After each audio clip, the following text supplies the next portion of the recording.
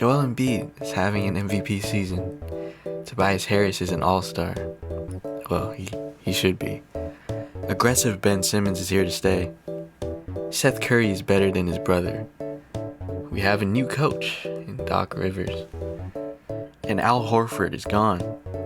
So why am I still worried about the Philadelphia 76ers? Well, there are two big glaring issues that I've noticed while watching the squad this year. And I'm afraid that if we fail to address these issues by the postseason, we're probably going to waste another year of Joel Embiid. So let's go over the two big problems that I'm seeing with the Sixers this year. Number 1, WAB, weak-ass bench. Don't get it twisted. I love Daryl Morey's moves in the offseason. I think the pickups of Seth Curry and Danny Green have helped this squad tremendously. It's no coincidence that Joel Embiid, Tobias Harris, and Ben Simmons are having great years playing with Seth and Danny. However, I don't think Daryl Morey did a good job addressing the bench in the offseason. But first and foremost, I have to exclude my dude Shake Milton from this conversation. Shake Milton is 100% not the issue with this bench. Matter of fact, I believe Shake Milton should be one of the top candidates for Sixth Man of the Year this season. He's just that good. But everybody else, well, let's just say that I've seen some pretty bad lineups on the floor. It's not because they're not talented, they are, but they're extremely inconsistent and unreliable, and I don't have any faith that they're going to carry the load for this team. First, let's start with Furkan Korkmaz. He's been on this squad for a long time, and I've seen him do amazing stuff, and I've seen him go off in games, but Furkan's biggest problem is that he's either playing really, really, really well, or he's really stinking it up, and lately it's been the latter. And it sucks because I really like Furkan. He tries really, really, really hard, and I can't blame him for his effort. But when we're trying to win a championship, we can't have you throwing a ball out of bounds for no reason, or missing every single three-point shot. Then there's Mike Scott. He's been a fan favorite, and I love him too, but he's an extremely streaky shooter. Next is Dwight Howard, and while I appreciate him being a great teammate and leader for the squad, and his presence is definitely invaluable, I don't think he's good enough to carry the load when Joel Embiid is on the bench. Next is Mattie Steibel. And yes, Mattie Steibel is one of the best defenders in the NBA, and his defense literally won us a few games this season. But he still lacks offensively. He's still not a knockdown three-point shooter, and he's unable to create his own shot. Lastly, our rookies. First, Isaiah Joe. I haven't seen too much from Isaiah Joe, but every time he's hit the floor, I've seen him do some great things, whether it's making a three or making some flashy passes. He has some potential, and even lately, Coach Doc Rivers has given him extra minutes, mainly to fill in for Furkan Korkmaz, who's still trying to find his groove, I guess.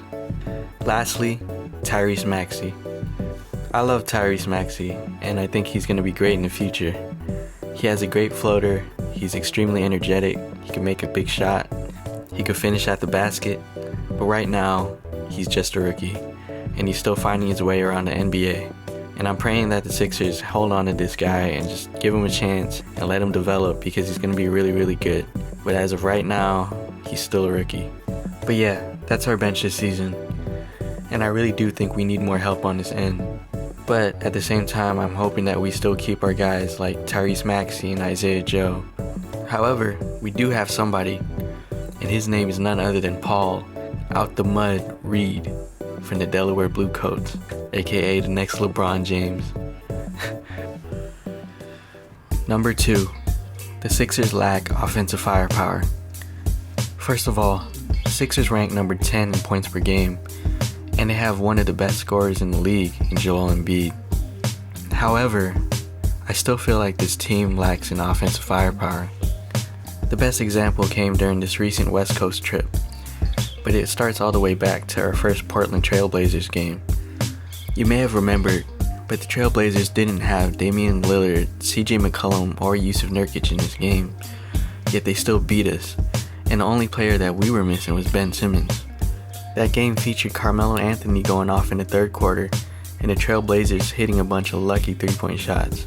Then, in the following week, Carmelo Anthony went off against us once again, this time in the fourth quarter to beat us for the second straight time. Originally, I thought these games were just outliers.